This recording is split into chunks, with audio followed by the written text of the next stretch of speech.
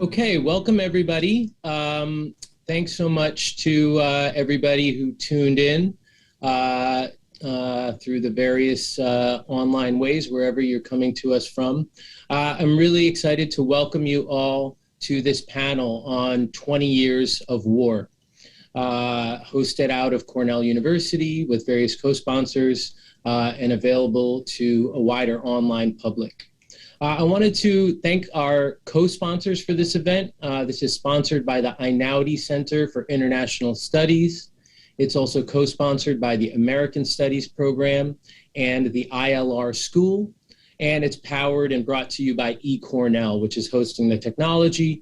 And if you enjoy this event, it'll be available archived video through eCornell. I want to acknowledge I'm broadcasting from New York State, and the region around me are the homelands of the Cayuga Nation, as well as other native tribes and nations who have a living history over past centuries and into the 21st century.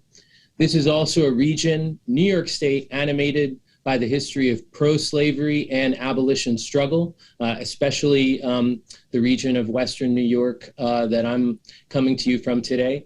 And this struggle and this history of abolition, local, national, and international, has been evoked in contemporary struggles in New York State against mass incarceration and for other kinds of anti-violence futures, which really animates the discussion that we're having today, linking what we think of as foreign policy and domestic policy, what we think of as racial issues and war issues. We're having two back-to-back events this Tuesday and next Tuesday on 20 years of war. So please check out the other one, which you can also register through eCornell on December 7th. We have a wonderful panel with Anand Gopal, Judith LeBlanc, Lyle Jeremy Rubin, Samar Al-Balushi, and myself, Tejasvi Nagaraja. I'm a professor here at Cornell University. And I intend for these to become part of a larger series framed as Class, Race, Global, where we'll do events going into next year on other topics, not just war, but on issues of labor movements, on issues of left and right-wing politics, on issues of feminism, on issues of social movement history, looking at the intersections of class, race, and global, not separating these things out, not separating out the foreign and the domestic either. But this particular panel I'm really excited to have is focused on, as we mark 20 years of war, 20 years since the September 2001 9/11 attacks and the US-led response framing a global war on terror in September, October of 2001, which continues in new forms and new ways over 20 years later to this day. And we have a fantastic panel to take stock of what that looks like, what that history looks like, now that we can see the last 20 years as part of our history, and also the living history going into the next decade. So we're going to be hearing from Adam Hania, who's broadcasting from the United Kingdom, a professor at the University of Exeter, the author of several books, including most recently this one, Money, Markets, and Monarchies. And Adam is a really important scholar of capital and labor in a multipolar Middle East. So even when we think of US power in the world, he understands sort of the layers of power struggles of security states within the greater Middle East region, as well as capital and labor struggles from the standpoint of ordinary people and working people across the region. We also have Rachel Herzing, who's been a longtime organizer and strategist in movements against what we call mass incarceration, the spectrum from policing to courts, jail, and prisons, who's going to bring a perspective on the criminal justice war at home, so to speak, and also its connections to what we think of as the more conventional post-9/11 war. We have Richard Seymour, a UK-based writer who you may have read in the journal Salvage. He has an excellent Patreon subscriber newsletter that you can think with him on the news and politics of the week. And he's the author of several books, including most recently this one, The Twittering Machine, really speaking to politics with a really razor-sharp precision, but also thinking about how it fits into the big picture, how each country fits into a larger global context and battles of left, center, and right. And we have Rosina Ali, a journalist who has written about war abroad as well as the war at home since 9/11. You might have seen prominently, she wrote a featured piece, The Herald Square Bomber Who Wasn't, featured in the New York Times Magazine, looking at one of these sort of sensational headlines that we see of a putative plot, terror plot, but really, which falls away from the headlines, and we don't really get the larger story of what was the Homeland Security policy and how did it affect not just that one individual, but a wider community, a working class community, a migrant community.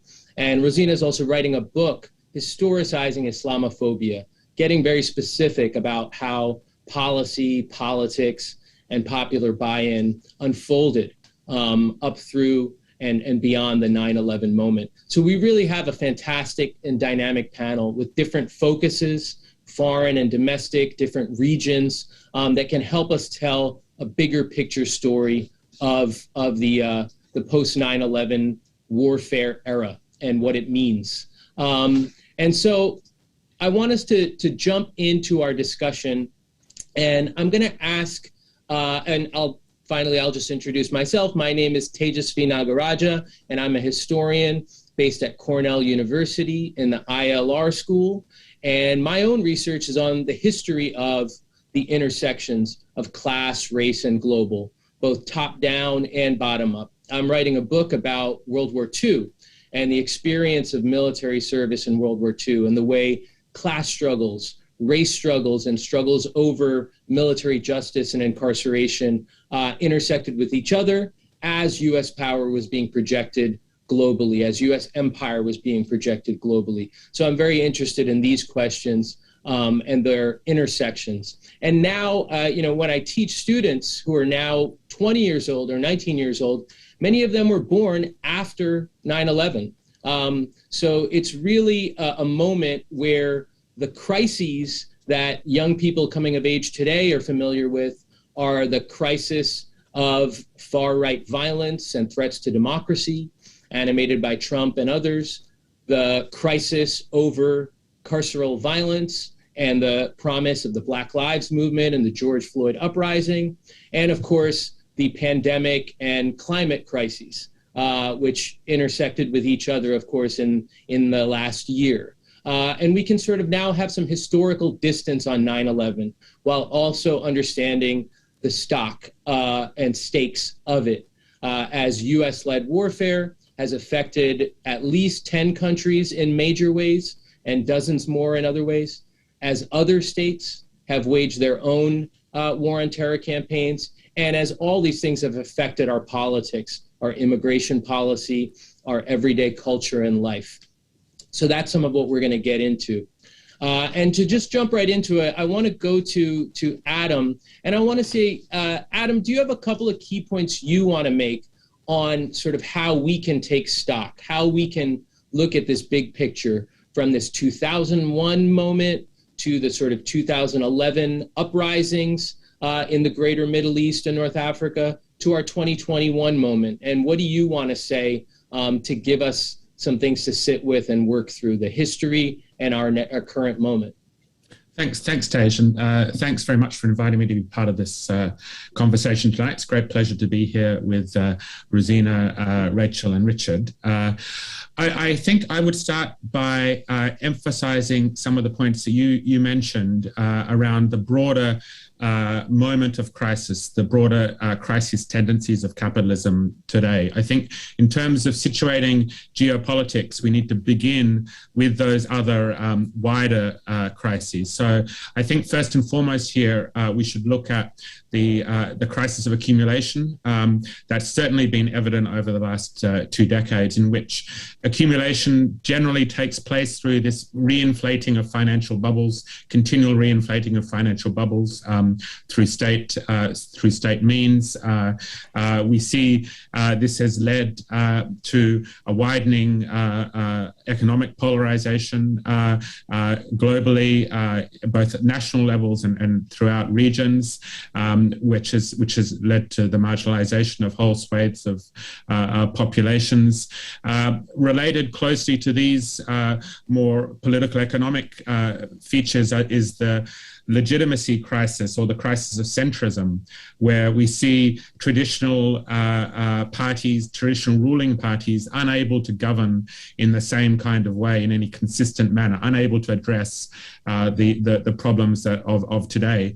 And we see this is really manifests itself in the rise of right-wing populist forces, often mobilizing on the basis of racism or xenophobia, particularly against migrant populations. We see repeated cycles of popular protest bursting out around the world, but at the same time unable, it seems, to get any long-standing kind of traction. And then, of course, laid on top of these, the ecological crisis, which reinforces all of these tendencies and casts a real existential question on humanity itself, as well as the pandemic, the very real health crisis pandemic that manifests itself today. So I think these broader, if these are, I think the how we need to frame the geopolitical issues that you brought, that you pointed to, in which we've seen over the last 2 decades a relative decline of US power, but of course the rise of and rivalry with other rising powers, notably China, Russia, and elsewhere, a more multipolar world. But I still think it's true to say that the US retains its dominance, certainly financially and militarily. It retains its dominance, but we need to, I think, consider here the special role of the US dollar in the global economy. All of these facts that actually make the world market and the world situation even more precarious and more dangerous, because it's precisely a moment of declining US power. So I can speak more to the Middle East perhaps in later questions, but just to foreshadow some of those points, the fact that the Middle East has not been immune from any of these broader crisis tendencies that I spoke to. The 2011 uprisings that were so inspiring at that moment were very much a reflection of these tendencies. The Middle East retains its importance as a key site of world power. Oil, unfortunately, retains its centrality to global capitalism. And despite the hopes of 2011, these were not successful in fundamentally breaking with past patterns of development. So I think what we've seen since 2011 is continued breakdown of the regional system in the Middle East, where these different rival powers globally have tried to take a stake in the politics and the future of the region. We also see, very importantly, the rise of local and regional powers. Most importantly, I think the Gulf Cooperation Council states, Saudi Arabia and the UAE, their alliance with Israel is a very important development over the last decade, and the rivalries with Iran, Turkey, other powers in the region. So I think overlaying these kind of multiple rivalries, I think, look, that's how we need to see the Middle East today. Thanks so much for that, Adam. And again, for those viewing at home, we will be sharing some URLs and resources that you can see in the chat. And also, if you have questions, you can submit them through the chat by clicking the dialog box at the top right of your video player. And if you want to specify who your question is to, you can put that in there. Otherwise, I'll decide who I might direct your question to. I want to turn to Richard. The post 9/11 wars, of course, have had devastating consequences in Iraq, in Afghanistan, and a number of other countries. And they've also had a transformative impact on the US, on the UK, the leading forces waging these major wars. So I want to hear your perspective. What are a couple of the key points you want to make to tell a story and offer an analysis of this 20 years of history and its significance for us now? Can you share that with us, Richard? Yeah, well, I think it's noticeable that the War on Terror began with an overt reclamation of the language of empire. And this wasn't just some marginal kooks, it wasn't just some neoconservatives. This was coming from people like Robert Cooper, senior UK diplomat. It was coming from James Atlas, former New York Times editor, worried that our great American empire, as you put it, is bound to crumble, and civilization is at risk if we don't fight terrorism in the same way that we fought Hitler. There was a kind of revival of civilizational discourse in the sort of Samuel Huntington, Robert Kaplan sense. Generally speaking, it was quite weird. There was also a widespread feeling, certainly in the belligerati, that a period of moral decadence had come to an end, as though the relative lack of any major U.S. armed engagement, not to dismiss or trivialize the engagements in Yugoslavia, for example, but as though all that had been, a manifestation of slackness and moral unease. And so, there was a kind of relief with which neoconservatives like Max Boot said that the U.S. should embrace the practice of empire. Michael Ignatieff said it was an empire light. Its greatest notes were empire, freedom, backed up by the most awesome military might ever seen. And all of this high-flown humanitarian rhetoric, which we got in the United Kingdom too, associated with perhaps less well-known intellectuals like Nick Cohen, sort of observer journalist, and various others, it's sort of degenerated fairly quickly, as it always does, into barbarism, the language of barbarism. I mean, first of all, you had the baiting of Muslims in this context. And I think it's there's a logic to this. If you start off with, this is going to be a cakewalk, we're going to give them food, medicine, we're going to land in Iraq, they're going to welcome us, they will be having a holiday in their heart when US troops arrive. And then it doesn't quite work out that way, because one of the first things that happened is, of course, the retired General Jay Garner is put in charge of the country. There's an argument between different factions of the state over what to do. The State Department thinks they said the Arabs can't hack it. They can't hack democracy. So let's just get a Sunni strongman to replace Saddam. There were others who were basically saying, essentially, we've got to completely reformat the state. That was linked to Ahmed Chalabi and various others who were not not part of the state, but were certainly drawn in by the Bush administration. And so essentially what they did was they opted for a sectarian divide and rule. They started training up the special police commandos under General David Petraeus, these guys who went around torturing people, mutilating them, drilling them, quite barbarous stuff, and developed a sectarian state run by the most sectarian political forces from the Shia communities. And sometimes the torture within the state became, at some stage, according to the United Nations, worse than under Saddam, which is quite a feat. 655,000 excess deaths. That's excess over on top of the twin despotisms of Saddam and sanctions. It defies my powers of description to really sum up the astonishing brutality of that. The defiled cities, Fallujah, Tal Afar, Samarra, parts of Baghdad leveled, these cities that were surrounded, that had the lights taken out, had the electricity taken out, the hospital bombed, the civilian population absolutely decimated in order to fight these counterinsurgency wars. And the intellectuals start to look at this and say, well, what do you expect? It's Islam. Islam, driven by self-righteousness, self-hatred, self-pity. This is the Hitchens analysis. Sam Harris, who became quite a famous intellectual at the time, said that Muslim extremism is not extreme among Muslims, and the people who speak most sensibly about the threat that Islam poses to Europe are actually fascists. In the United Kingdom, we had similar sorts of things. Will Hutton in The Observer, the space in which to argue that Islam is essentially benign, religion seems to narrow by every passing day. And then you get justifications for torture. Sam Harris saying that torture is just collateral damage. Nick Cohen saying that if you're suspected of terrorism by the intelligence services, you should be deported right away, even if you're going to be tortured.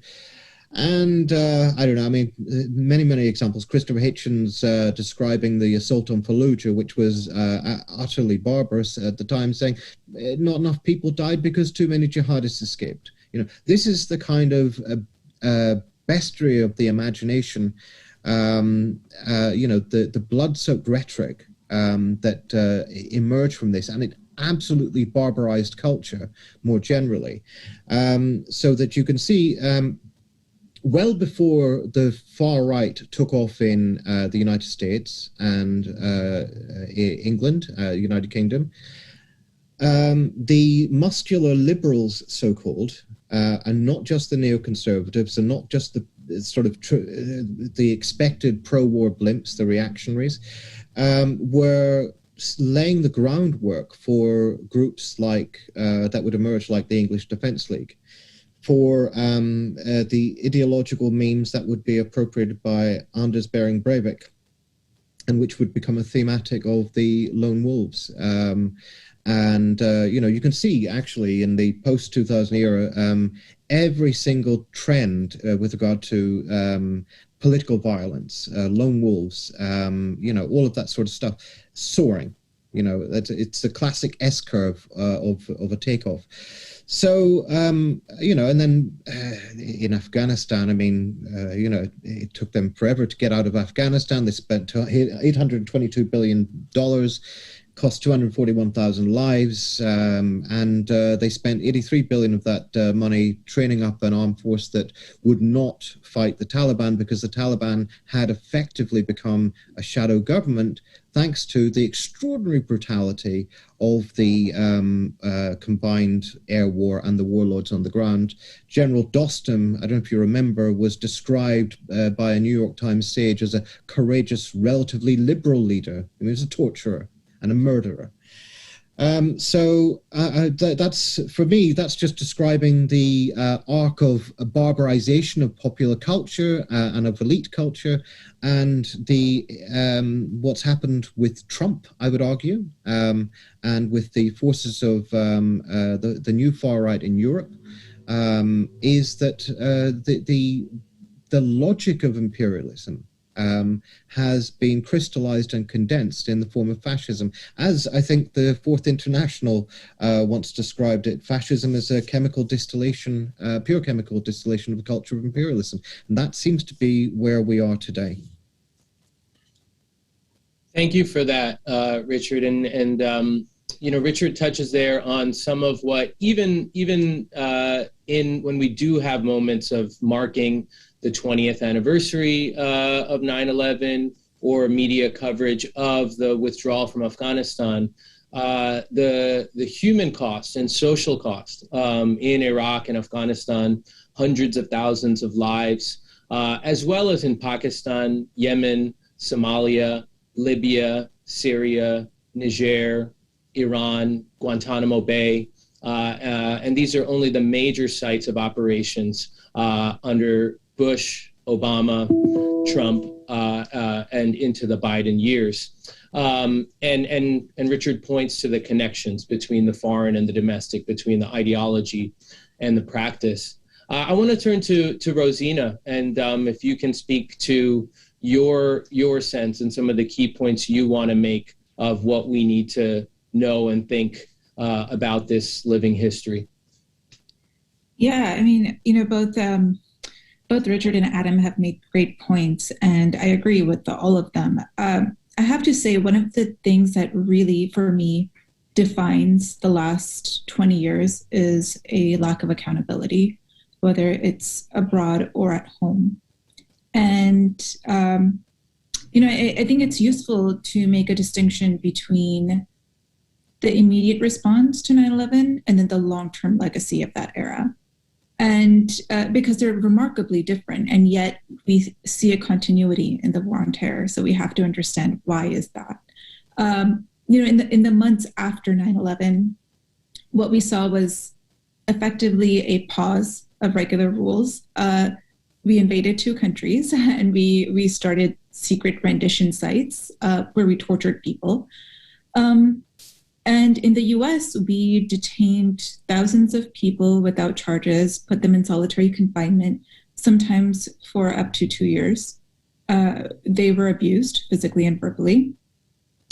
We started a special registry for Muslims, for Muslim men and boys, which a lot of people forget about, but it's kind of remarkable that 80,000 people, Muslims, were essentially forced to register to the US government. For the most part, these policies, the ones that perhaps kind of attack our moral sensibilities, they have been discontinued or they've been reined in. But what has endured is a complete, what I would call a reshaping of our society. And that one aspect of that is because prevention became the dominant paradigm after 9/11. And, structurally, we saw that because the US created, I think it was over 250 government agencies to fight terrorism. So all of a sudden, we had the Department of Homeland Security, we had the Director of National Intelligence, and we created ICE to look for terrorists. But the problem was we didn't actually have terrorists to capture, at least in the US, so we manufactured them. And we used broad surveillance, and we used informants to find supposed bad guys. And when these people were captured, and I should point out that, a lot of the surveillance was happening in working class immigrant communities. And when a lot of people were captured, the courts, the prosecutors, the government, and the courts, we used broad terrorism laws to convict them, and then used harsh sentencing to put them away in prison for decades, sometimes in solitary confinement, even though they had not actually committed an act of violence.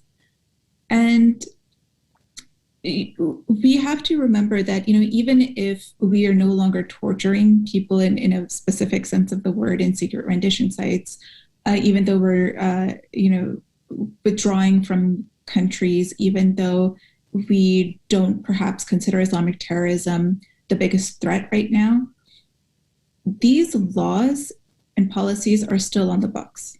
There is very little oversight and transparency, for example, about how the FBI uses informants, how it uses surveillance tactics, how and when prosecutors determine what charges to bring against which communities.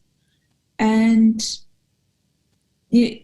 what that has done, essentially, is it's created a parallel justice system for specific communities. And we really have to question 20 years later, what kind of justice system do we have that, it metes out punishment because of something that might happen, not something that did. That's a frightening and chilling place to arrive at.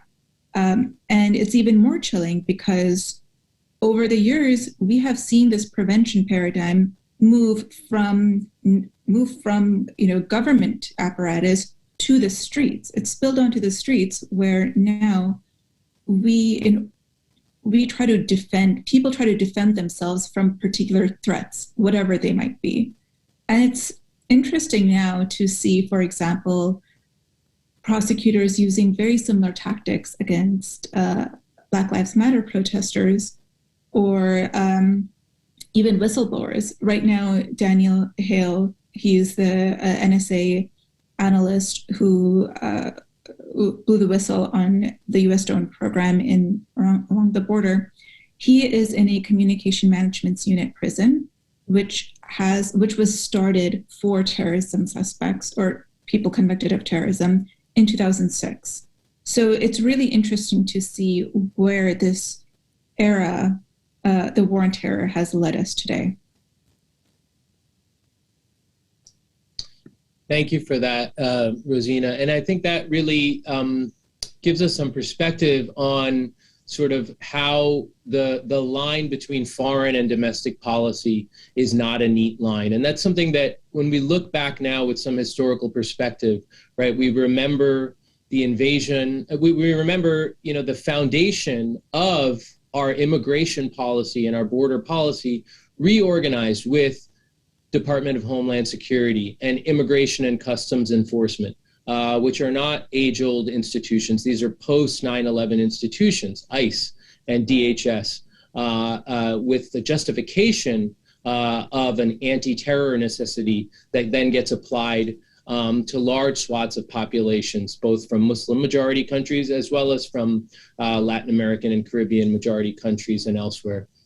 And we can think of how that story intersects with other fronts.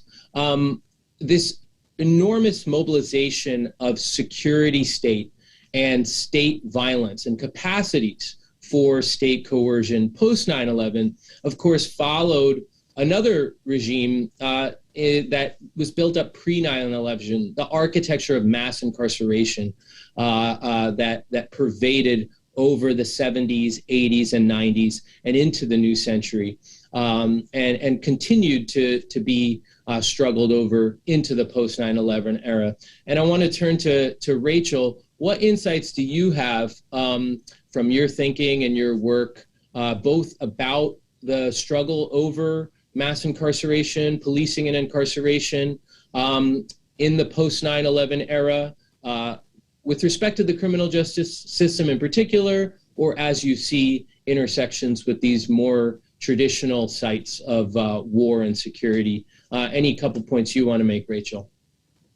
Yeah, thanks. And the panelists raised so much good stuff to kind of chew on that. I think what I'll focus on primarily is dynamics of organizing over this period, because I think a lot of the problems been laid out and really, really beautifully articulated. I want to draw from a couple things, though, the context that Adam laid out for us around the political economic contours that we were all, moving through and continue to move through. As Richard pointed out, very explicit maintenance of U.S. empire. And then, as Rosina just pointed out, the kind of ongoing growth of what you just called, the kind of state apparatus and the expansion of the capacity for capture and containment and control. And so, Rosina, you asked the question about what kind of justice system are we asking for or accepting? And I would say it's precisely, the one that precedes September 11th. It is maybe accelerated, maybe expanded in terms of who it's targeting, but most of those dynamics around containment, control, identification, containment, and control are the kind of, day-to-day operations of the prison industrial complex, of the punishment system from its birth. And so I think we accept, to some extent, a continuation. But I will say that on the organizing side of things, the story that I think is really interesting coming out of the September 11th period into the present tense is a shift away, I think, from organizing around imprisonment and policing. And in a city like New York, where I was living just before September 11th, names like Patrick Dorisman or Amadou Diallo were on most everybody's lips. There was a lot of pressure on Giuliani at that point from organizers across the city. And really across the country, we were seeing things ratcheting up to push back against the expansion of imprisonment. We had just, in the immediately preceding period, just cracked 2 million people in U.S. prisons and jails for the first time. And that was a lot on people's minds. In my experience, September 11th really took the wind out of those sails and gave rise to this kind of hero cop rhetoric. So when I returned to New York in late September of 2001, I was shocked. You know, it had been a context in which there was lots of public outcry, lots of public pressure against the violence of policing. And suddenly everywhere I looked, there were murals to hero cops. There were We Thank NYPD banners spanning streets, flag on every door, right? And that context, I think, did something to the biology of the movement against policing, if you will. And we saw, I think, renewed energy moving into anti-war organizing. And so, at least on the protest side, we saw mass demonstrations of scale that we hadn't seen really much before in my lifetime against U.S. incursions in Afghanistan and in Iraq. And there was different kind of energy, I think, around anti-war, anti-militarism organizing in that period. And that, I think, was really encouraging. And I think what we've seen in the period since then is kind of a pendulum swing back. I would identify the anti-war movement in the United States as pretty weak, pretty anemic overall. And I think we've seen an increase in the energy and size of organizing against imprisonment and policing again. And I think I'm making this up, but I think it's a pretty good guess that some of that has to do with the expansion of protest movements across the world, but in the United States, which I know best. And in the US context, I think we're talking about things stemming from Occupy, things stemming from Standing Rock, and more recently from the Line 3 fights. We see this from clashes following the clashes with the far right following Trump's election. We see this from the Ferguson and Floyd rebellions, right? There's a different kind of logic of protest and activation around street action than we've seen in a very, very long time. And my guess is that that has put many, many more people, I would say this 2020 period in particular, has put many, many more people and new people into direct contact with the everyday practices of policing. And so they have a different perspective on what policing is, or maybe they got locked up while they were protesting. And so they have a different perspective on what imprisonment might look like, even in a jail. And that kind of increase of everyday contact with, the coercive apparatus of the state, I think has shifted the center of gravity back against those dynamics and against those institutions.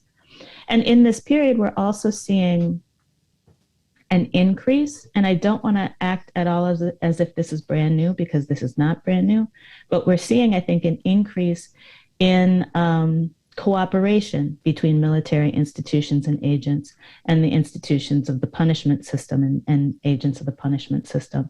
So we're seeing, not only cooperation and collaboration, sharing of tools, of data sets, information in general, but we're also seeing strategy being shared, and some of the kind of logic of containment of enemies is getting escalated more and more and more in contemporary policing, not just in the United States, but globally.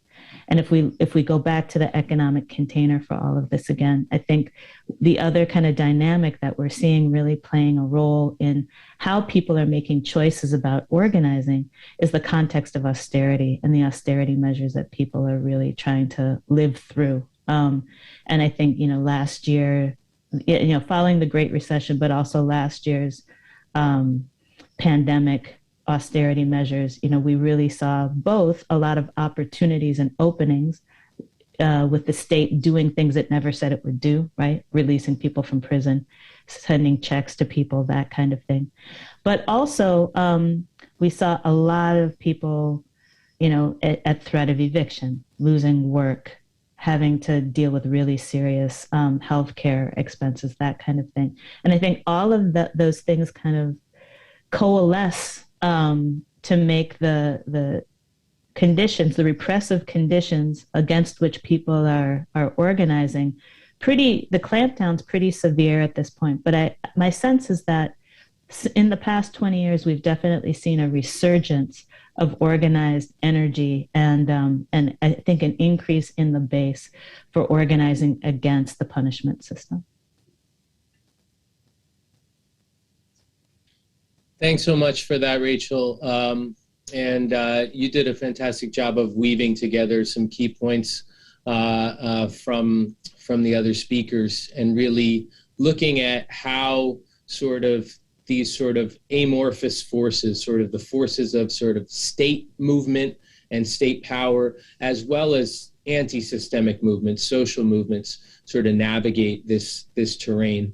I as well was in New York City in that pre-9/11 moment of that sort of mobilization after the killing of Amadou Diallo and sort of the Giuliani mayoralty, and then the turn in both the sort of projection of Giuliani as this consensus figure, as this patriotic figure that we all liked and all agreed with or should. And then the mobilizations in response to that, in response to the targeting of Muslim communities, the devastation of, what's called Little Pakistan in Ditmas Park, Brooklyn. I know Rosina has worked on that and spoke to that, as well as the wars abroad. And we've seen how things have turned, where Giuliani today, for reasons that some people will like and not like, is not a consensus figure in that same way as we face our new political moment. I want to sort of build on really what Rachel kind of sort of theorized for all of us, looking at that picture and these connections to drill very specifically and ask you, I'll start with Richard, how can we sort of theorize the class, race, and global dimensions of this conversation, right? Theorize or conceptualize, you can use whatever word you like, right? How are class, race, and global linked in ways that perhaps, I mean, I'm organizing a series of events that are going to be about other topics too, that are going to say that nothing is just a class issue, or nothing is just a race issue, or nothing is just a global issue.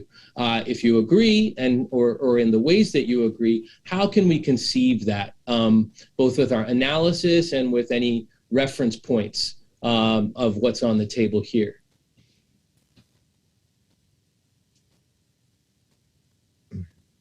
That's such an interesting question because, I mean, in terms of the international system, had we been talking about this maybe 30 years ago, we would have been talking about it in terms of a fairly open and obvious struggle around the issue of communism / anti-communism. And the connections, therefore, between class, race, and global might have been a little bit more sort of directly intelligible in that sense, because what did you have? You had sort of a hegemonic project within a racial state. And that hegemonic project was defined by anti-communism. And it was both international and domestic. Domestically, it involved battering the incipient civil rights coalition as well as the broader left. For the first decade of the Cold War, that's something that's happening. But, when you have a state that acquires such dominance and salience, and where its productive relations are internationalizing, where it is penetrating the states, allied states, as it were, with its own imperatives and priorities. It's internationalizing the Fordist system of production at that particular point. It's internationalizing aspects of the New Deal, internationalizing aspects of liberal regulatory systems, internationalizing its financial systems, et cetera, et cetera, et cetera, its domestic hegemonic strategies become globalized. You see very clearly how in Europe that involves a sort of a consensus building approach with some subordinate forms of violence against the left and so on, but basically using material if you like, incentives to get people to cooperate with an American project, and to sideline the sort of left, anything but the most milquetoast social democratic left by any means possible. And then beyond Europe, you see cataclysms of violence. So these are eminently class projects insofar as they're linked to an idea, a kind of teleological sense of history as culminating in the dominance of, developed capitalist classes, and that it's in the rubric of modernization theory, and that it's the role of the United States to incubate these classes and therefore bypass the deviation of communism and so on. But in the contemporary era, the relations between class, race, and global are differently articulated, and were generally articulated through the struggle with Islam as it was conceived by the American sort of right.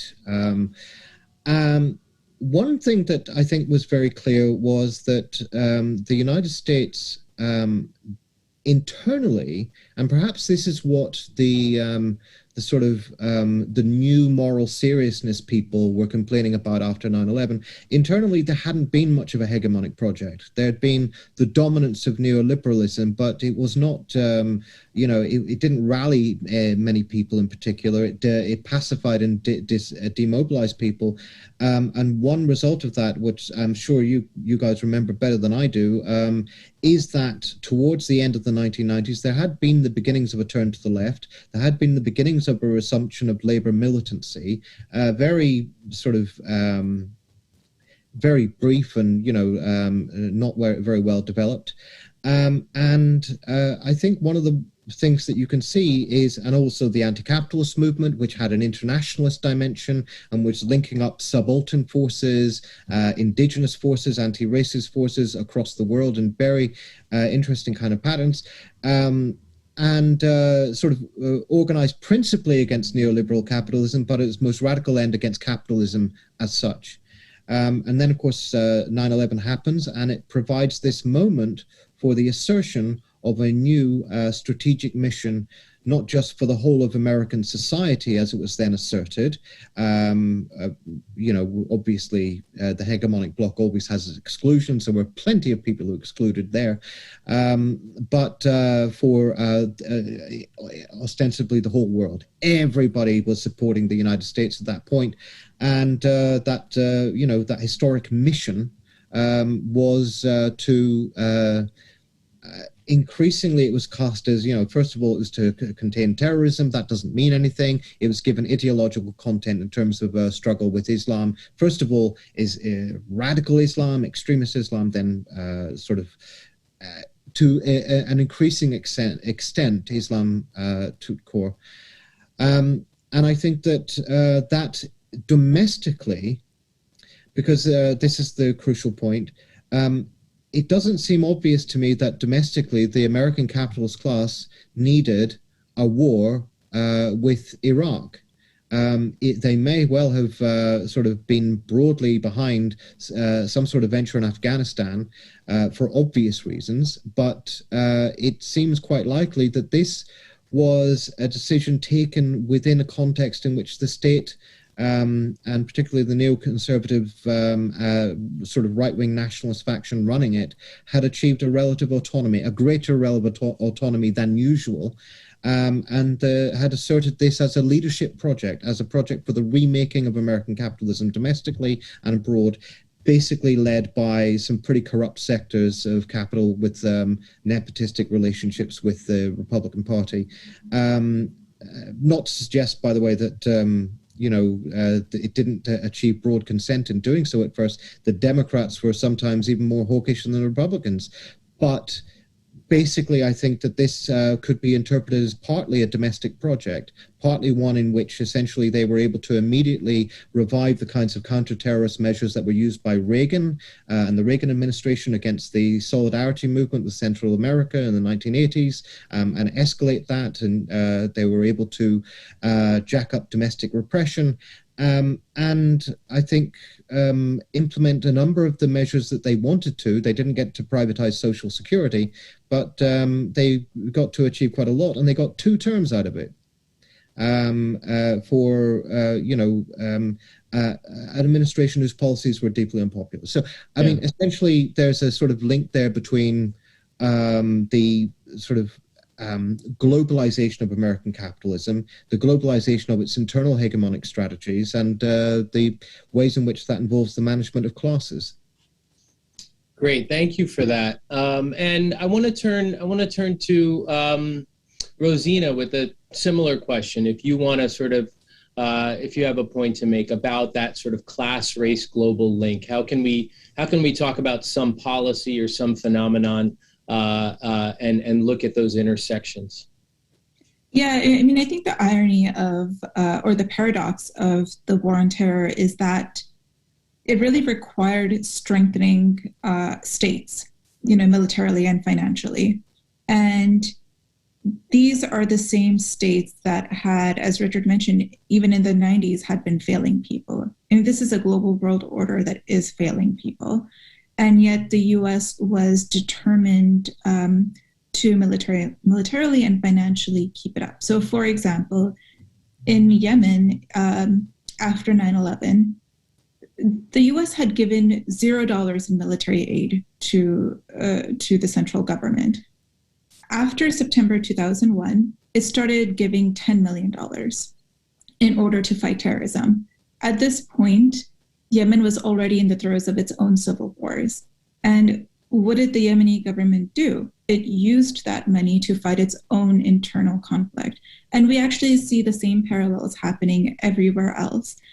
But if you take the strengthening of these central states alongside a parallel phenomenon that's happening, which is that because the global system has failed people, there is more political dissent. There's a reason that the Arab uprisings happened in 2011.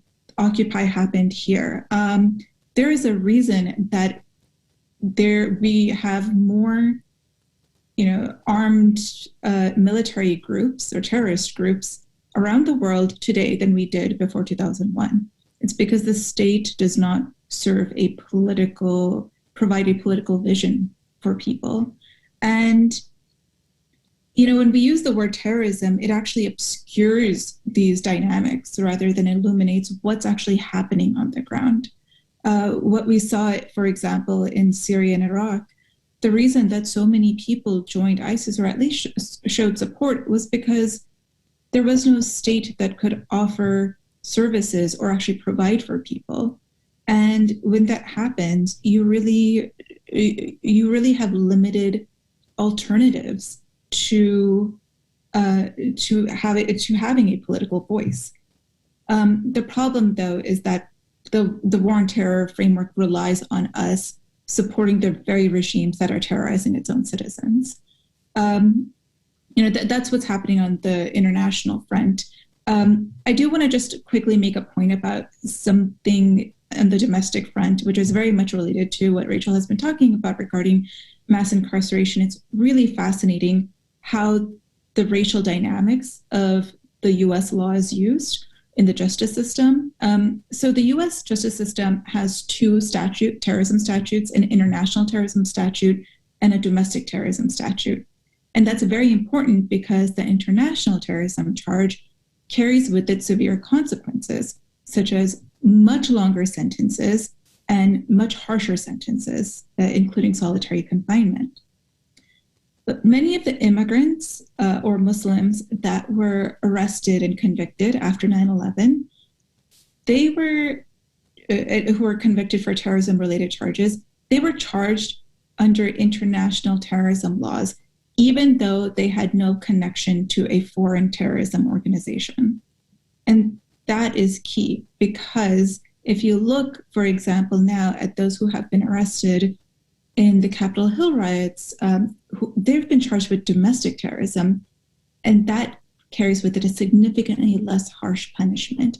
And so we already see, especially after 2001, at least in this particular way, we already saw this racialized difference in how the justice system treated these people. I have to point out, this is not an argument I'm making for harsher punishments at all. In fact, like, we should be talking about like the abolition of the war on terror in a larger framework of mass incarceration. Thanks for that, Rosina. And those are some key points also to see how this sort of larger process of state capacity and policy has sort of expanded outward as well as inward in ways that were intended as well as inadvertent. I want to turn to Adam on that point. Rosina touched on Yemen in this case, and so you focus on the greater sort of multipolar Middle East, right, where you have U.S. power, formerly U.S. allied power, avowed rivals or alleged rivals of U.S. power.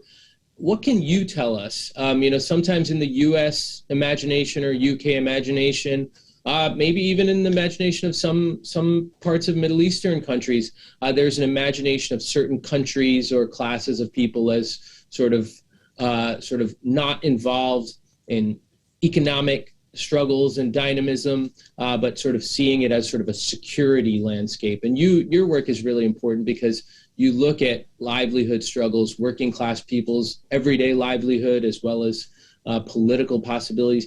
What can you tell us about class, race, and global from your expertise? Yeah, I mean, you're absolutely right. I think as Rachel and Richard, Rosina have all pointed out, the Middle East is often seen through this lens of terrorism or sectarianism or religion. But I think it's very important to see the wars of the early 2000s as being very closely connected to the economic restructuring that took place throughout the region in the first decade of the millennium. Iraq is a perfect example of this. Obviously, the bombardment of Iraq, the removal of Saddam Hussein, the institution of the Coalition Provincial Authority came alongside a whole range of economic restructuring, which wasn't simply restricted to Iraq, but was generalized across the whole region. So that first decade of the 2000s, we saw a very dramatic change take place across the region, deepening neoliberalism, opening up to foreign capital inflows, the closer integration between economies, particularly Israeli economy and the Gulf economies as being major powers in the region, fiscal austerity, cuts to subsidies, all of these types of measures that we're all familiar with globally took place at a very deep and sustained manner throughout the region in that first decade of the 2000s.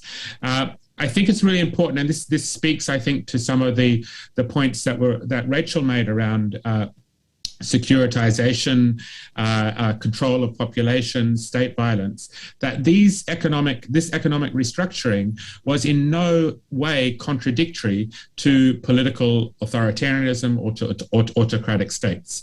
At the time, there was this discussion in kind of the academic world and the policy world that free markets go along with free free political systems. If we get rid of if we liberalize economies, then we'll liberalize the political system.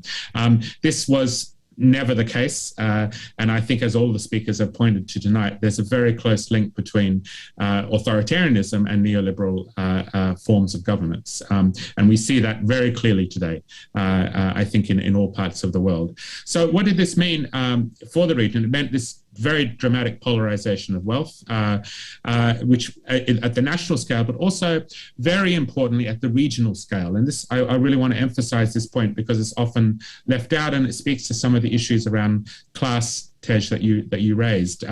Because what happened, the main beneficiaries of this economic restructuring, this neoliberal reform in the Middle East, were not simply national elites. They were regional elites, particularly those headquartered in the Gulf Cooperation Council states. So when economies opened up in Egypt, Jordan, Lebanon, and elsewhere, it was business conglomerates, large capitalist conglomerates based in the Gulf states that were the main beneficiaries of this opening up. So we see see, in this sense, the Gulf becoming interiorized in the class structures of neighboring Arab states, obviously to a varying degree across the region. But when we think about class, when we think about capital as a class, we can't just think about it through a national lens. We need to think about it through the ways that regional capitalists are actually part of class structures in neighboring states, in particular in the Middle East. This is in the case of the Gulf, and it led to many studies now pointing out that the Middle East is the most unequal region in the world. There's 31 billionaires that hold the same amount of wealth as half the region's population, quite an extraordinary figure. Most of those billionaires are located in the Gulf states as well as Israel. Now, this has a whole lot of ramifications, including what happens at moments of crisis, particularly economic crisis, but for example, the pandemic. We can see the way that crises tend to amplify this polarization and really kind of widen the gaps in the region, which is certainly what's happening around the pandemic. But to speak to the issues of race, I think it's key to understand that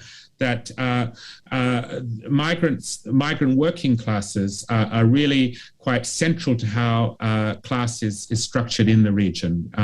We can see this in the Gulf states, and this is one of the reasons why the Gulf states is so important to look at, that the majority, more than 50%, more than half the labor force in every one of the 6 Gulf Arab states is made up of temporary migrant workers with no chance of becoming permanent citizens or residents in the area.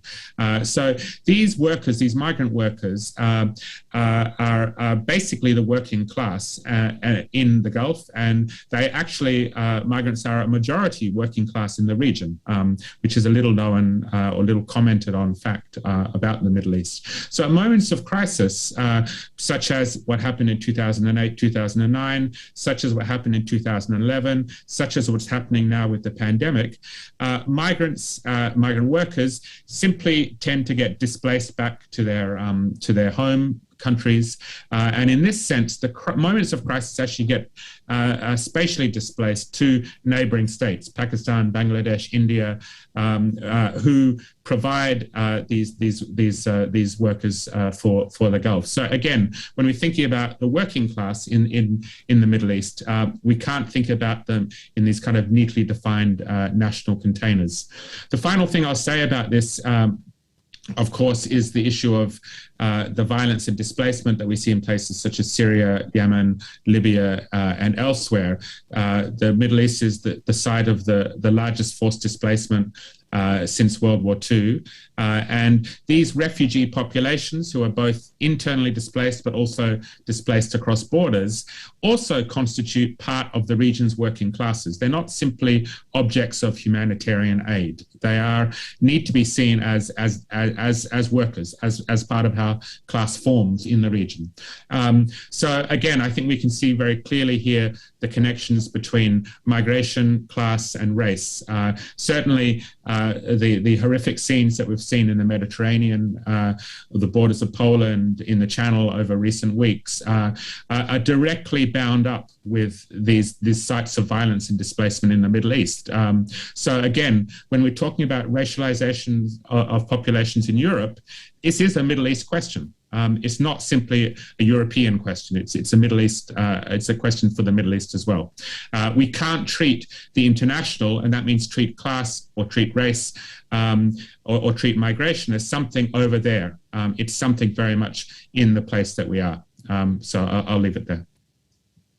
Thanks so much for that, Adam, and that's really helpful. In our scholarly discussions and even in popular journalism now, there's now attention to sort of histories of race, histories of racial capitalism, and we have people trying to understand how to be precise, right? How to make these connections and comparisons while also being grounded in different particularities. So that's really, really helpful. I want to turn to Rachel. Anything you want to add on this piece, this sort of race, class, global piece? Sort of a way to think across this intersection. Yeah, I think so much really, really interesting stuff has been said about the kind of global context. So maybe I'll focus a bit more on dynamics of the war at home, because I think so much of what we have heard the other panelists talk about in terms of, you know, the racialized nature of capitalism and the fact of capitalism as a global system, I think we can see congealed really well in some of the dynamics of the war at home. And the maybe most obvious way of talking about that is that kind of pure and simple, to my mind, the punishment system is set up to seek out enemies and enemy places, right? And that's I draw that language of enemy places from Stephen Graham, who I think talks about it really well. But this program is established to contain threats, and threats look like lots and lots of things, right? Threats can be poor people. Threats can be women, gender nonconforming people who maybe want to be able to have a stake in public life. They can be young people who are trying to demand more space to be able to exist, develop. They can be workers, and we've seen the long, long history of state coercion and repression of worker organizing and resistance. So we see a long, long history globally, but in the US as well, of containing and controlling the poor. And the poor are always already racialized if we understand the dynamics of capitalism. And we also see this, I think, a bit in the creation of moral panics, right? And those get stoked in very particular ways, drawing from the really, really important work of Stuart Hall and others, for instance, but also thinking in more recent history about the moral panics that were generated by the Trump regime, for instance, along the US border or in the city streets of the kind of encroaching hordes, and how that really animated the far right to come out and attack people.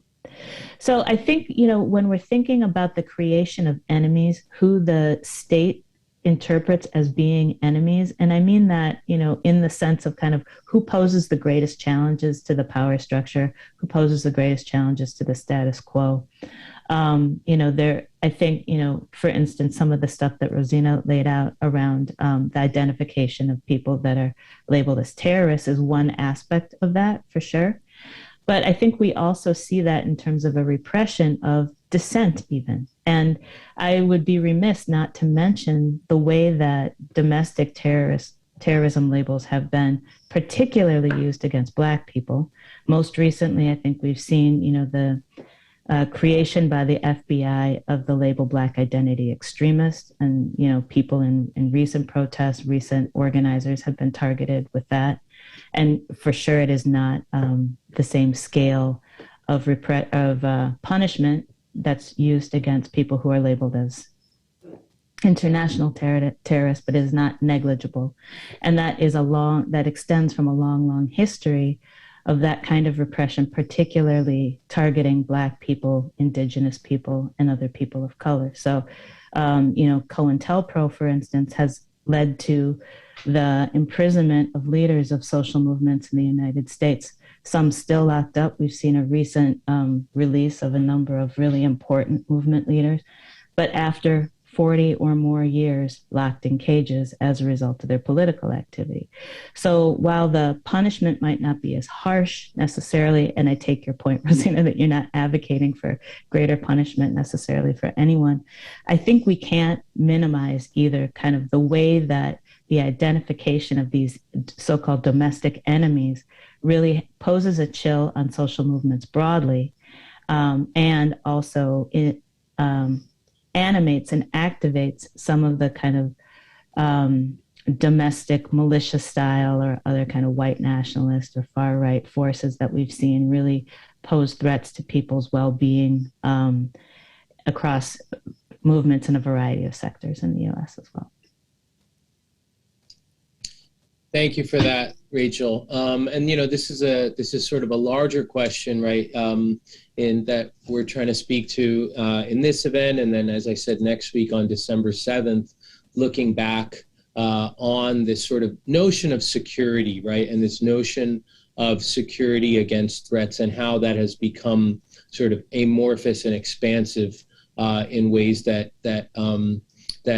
can have far-reaching implications beyond any one policy or any one action, but also create sites of affinity and solidarity for social change as well, and coalitions and even beyond. This has been really fantastic. I want to hear from each of the panelists just one more time. So this is sort of your last word. I'm going to go to Rosina first. We have a few questions from the audience. Elliot, Dave, Terry, Mary, Lori, each asked about sort of specific things about sort of what can be done, right? What can change, or who or what are sites of advocating change, either to change terror prosecutions, surveillance, technology, whistleblowers, Guantanamo. I don't want you to speak to all of those, but you could speak to any of those. And I'll sort of put that, on any of those specific things, or more generally, who are some protagonists or voices that you would point to that are not replicating this sort of same order, this failed and harmful order that we can look to, be they advocates trying to go up against terror prosecution, surveillance, tech, whistleblowers, Gitmo, or journalists or advocates, or different paths or paradigms that we can look to, that we can point to, that we can pay attention to. And I'll go to Rosina first and ask a similar question as your final remarks to the others. Rosina? Yeah, thanks for those questions. It's actually, we're in a really funny time right now when, at least in Congress and the broader public conversation, there is debate about ending the war on terror. At least there is a debate about, if not ending it, reining it in. There is proposed legislation, even this year, that is trying to repeal the AUMF, which had authorized the president to conduct drone strikes anywhere where he or she would see a threat. That's actually quite remarkable. I don't think it'll be passed, but it's remarkable that that's even now being debated. We don't see that kind of conversation when it comes to the war on terror at home, when it comes to prosecutions or surveillance.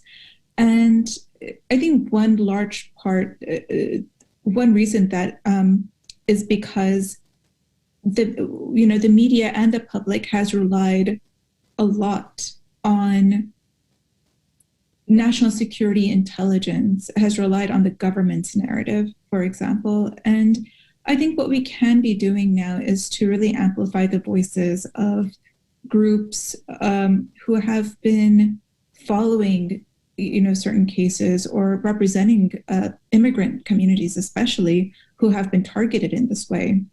So, for example, there's an organization in New York City called DRUM, Daisies Rising Up and Moving, which started in the 90s to help immigrants, but after 2001 was forced to deal with a lot of these surveillance issues and continues to today. There's also a really great organization called the Coalition for Civil Freedoms that's helping a lot of people who are caught up in this counterterrorism dragnet. And I think it's just useful, aside from specific organizations, I think it's very useful to remember that there needs to be a more nuanced narrative than what the government is just presenting. Thank you for that. And that's really, we see here, I mean, this is a conversation where we have scholars, journalists, and activists, and people who blur that line. And a group like DRUM is a great example, right, where they are sort of in conversation, producing their own intellectual work. And, Rachel has worked with a number of groups in sort of anti-incarceration movements where there's collective intellectual work, collective media work, and collective activist work, producing an intellectual analysis of both sort of top-down policy and those alternatives. And in these kinds of events and future events, bringing together scholars, journalists, activists is also to look at that knowledge production and look at those intellectual productions as moving across scholars, journalists, and activists. And Drum is one example that's been on the front lines and in the long haul, especially articulating a working class sort of vision of that. Great. I want to turn next to Adam. Who can we pay attention to? What kinds of protagonists and voices, or what specific protagonists and voices, if we want to break out of these other paradigms, either for narrative and analysis or for political alternatives? I mean, I think Rachel made the point a while ago that, you know, that we often have these moments that are both openings but also threats. And I think this is really important to keep in mind at the current moment, particularly given the pandemic. As I mentioned before, I think the pandemic is really widening the differences and polarization of the Middle East. But it's really important to remember that COVID hit the Middle East at a very specific moment. It really, that moment, 2019, early 2020, there was a sustained wave of popular mobilizations across numerous countries that were not that active or didn't see the same degree of contestation as in 2011. So I'm speaking here about Lebanon, Algeria, Sudan, Morocco, Iraq. These countries, we saw street mobilizations involving a lot of working class young people, issues around feminism and anti-sectarian impulse to these mobilizations, really taking on board, I think, a lot of the lessons that had been learned from 2011. It was, I think, quite a hopeful moment. Now, the pandemic kind of shut that down quite quickly with all of the kind of public health measures. But I do think that since that time, we've seen indications that these mobilizations and the movements that arose at that moment are still very much present and are really thinking through in interesting ways about what needs to be done, whether that be notions of solidarity, whether it be questions of mutual aid and community support, which the pandemic has been made ever more pertinent. All of these questions about how to combat sectarianism, but link the questions of economic change with political, a deep-seated political change as well. All of these things, I think, are being discussed in very interesting ways by a number of movements in places like Lebanon, Iraq, Morocco. Tunisia is another important place to note as well.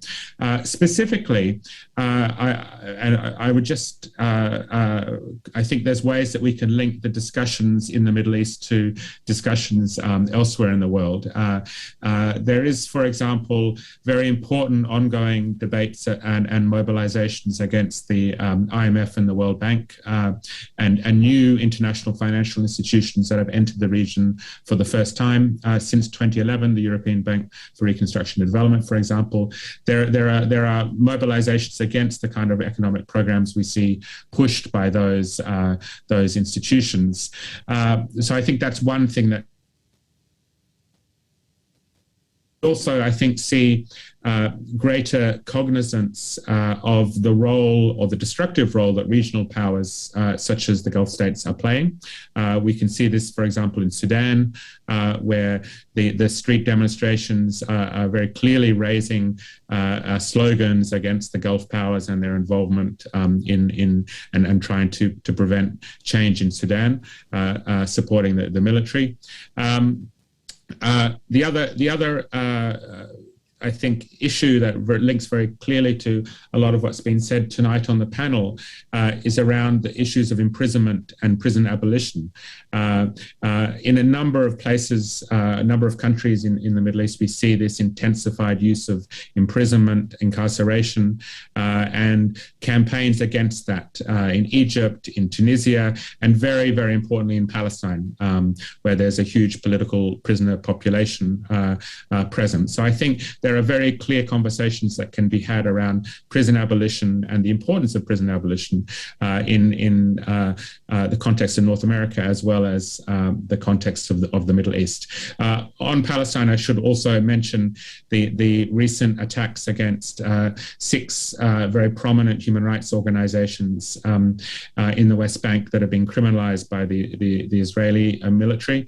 And I think we can see a quite impressive response, a grassroots response internationally around that attempt to criminalize Palestinian activism.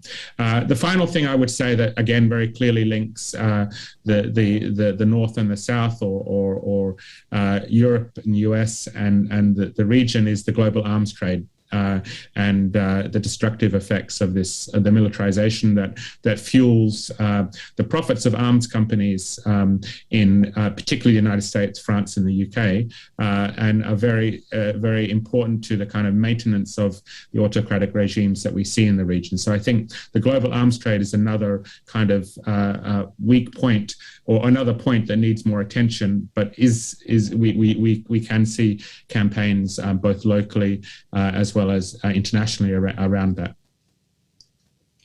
Thanks so much for that, Adam. Richard, are there protagonists, voices, kinds of protagonists and voices for this decade, the 2020s, that you encourage we pay attention to?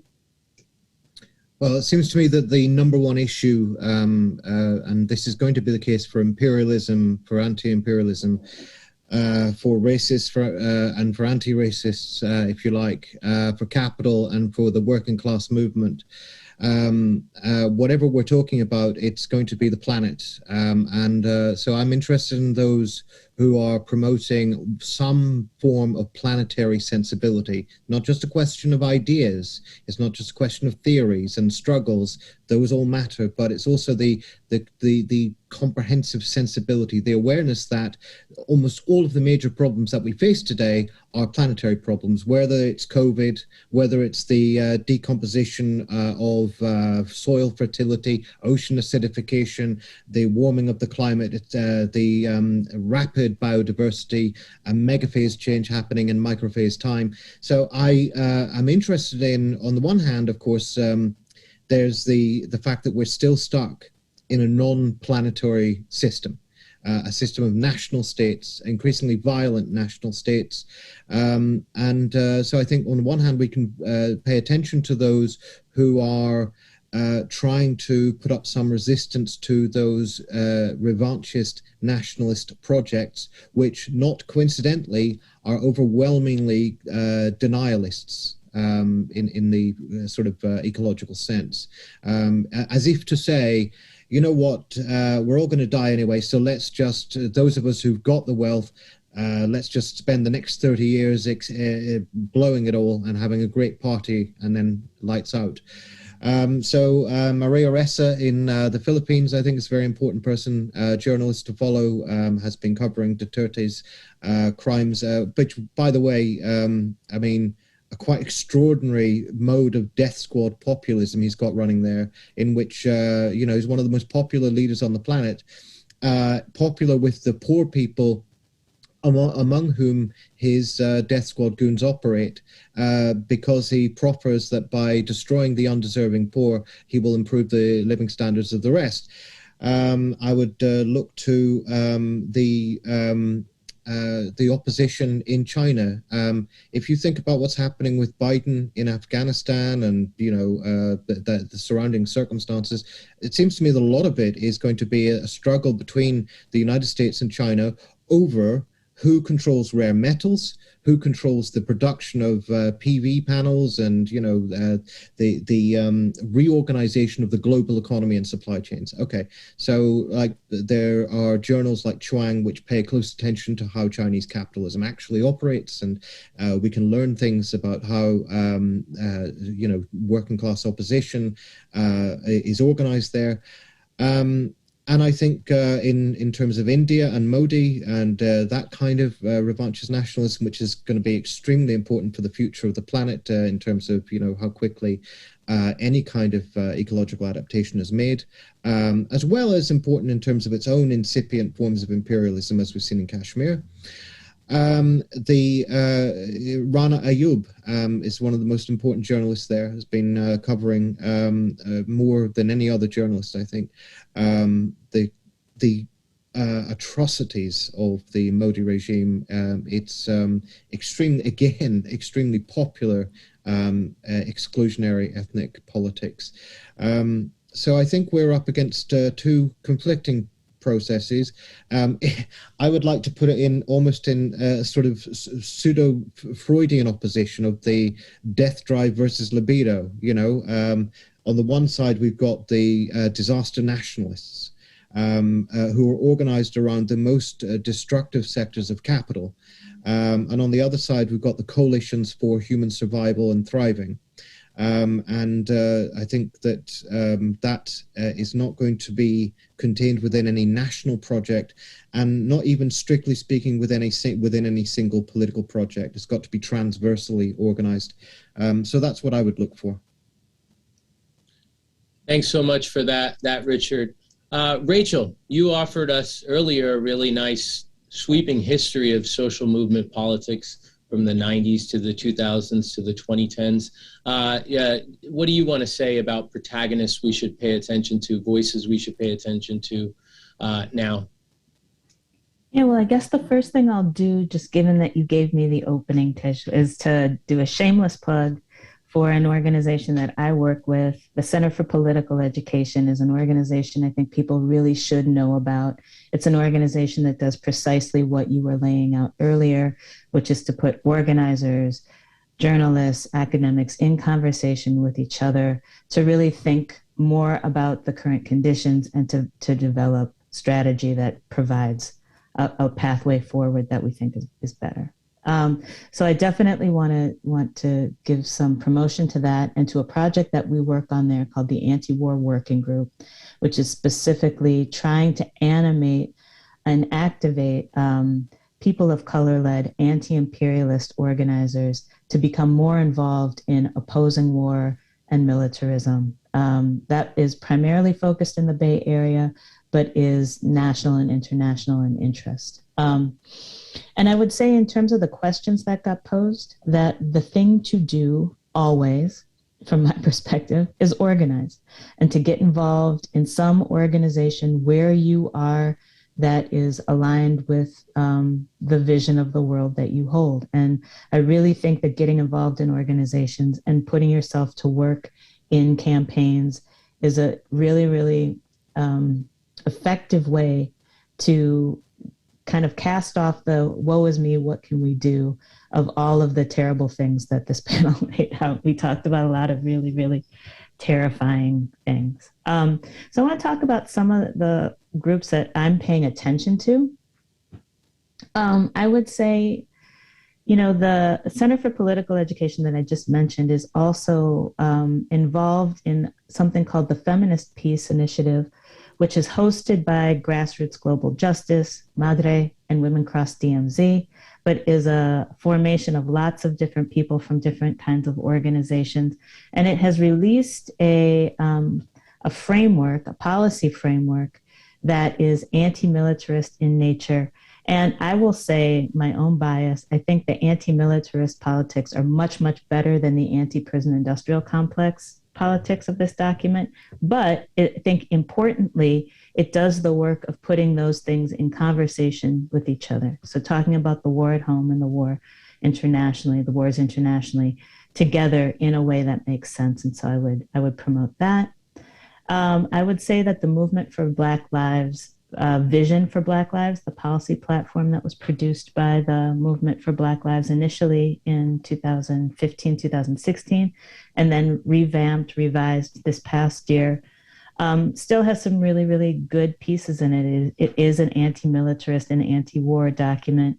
It is an anti-imperialist document. And it is a document that is pro-Black people and for the kind of health and well-being based on the idea that, you know, when conditions are good for Black people, conditions are better for most everybody else in the world.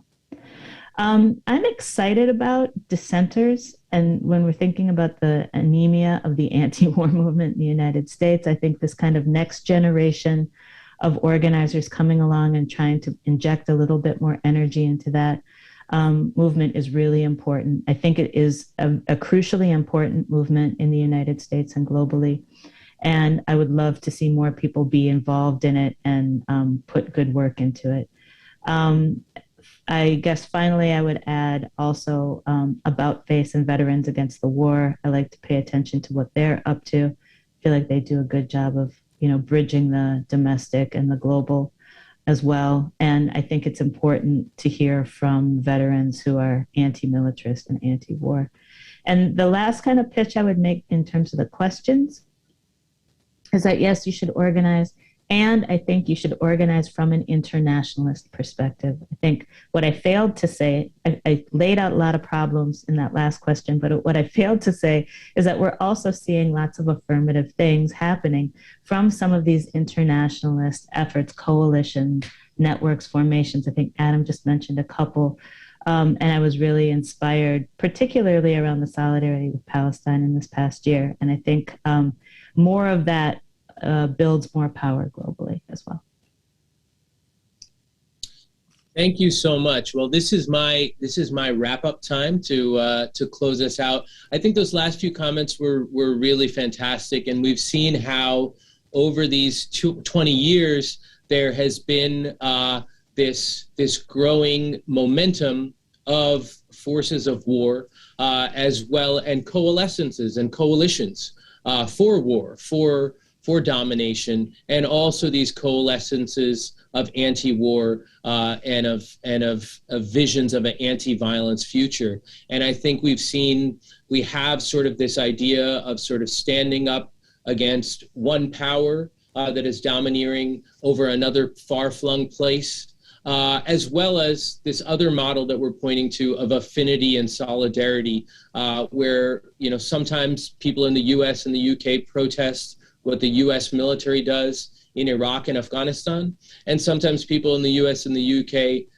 protest what the police and incarceration happens locally in affinity and solidarity with what people are experiencing elsewhere. And we might see sort of ingredients of both of those things in what Richard spoke as a planetary scale. And we see those affinities between Black Lives movements and Dalit anti-caste movements challenging the Modi regime in India, and those affinities, as we've seen in the 2011 moment and beyond, between Middle Eastern justice movements and Black Lives movements from Ferguson to the George Floyd era. And I would especially second attention to the Movement for Black Lives policy platform, which is another one of those examples where scholars and researchers and activists come together to produce a collective work, a narrative and an intellectual analysis and an advocacy document that's a really key reference point, and especially for offering a vision beyond war at home, as well as war abroad, for a U.S. audience and in that global conversation. And those other reference points I really appreciated as well. I want to wrap up by saying thank you again to the Einaudi Center for International Studies, the American Studies Program, the ILR School, and eCornell. Thank you to Rachel, Rosina, Adam, and Richard. It's been fantastic to connect with you. I've connected with some of you before, and I hope we'll stay in touch with each other, and the audience will look out for your writings, whether they're books or articles or work like the Center for Political Education that we can stay attention to. And I hope people will look out for that second event. It's exactly 1 week from today, where we have Anand Gopal, Judith LeBlanc, Lyle Jeremy Rubin, who's in conversation with some of that veterans advocacy and activism, and Samar Al-Balushi. Another conversation that resonates with this one about war abroad and war at home.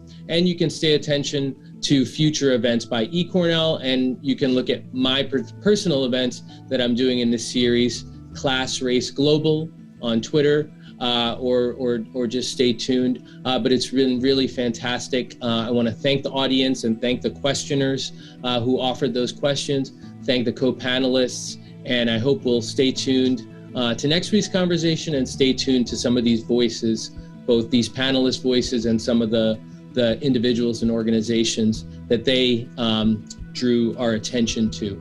And for those who enjoyed this event, the video will be available on eCornell as well as afterwards. If you look at the Class Race Global Twitter afterwards, if you want to share this video with anybody else.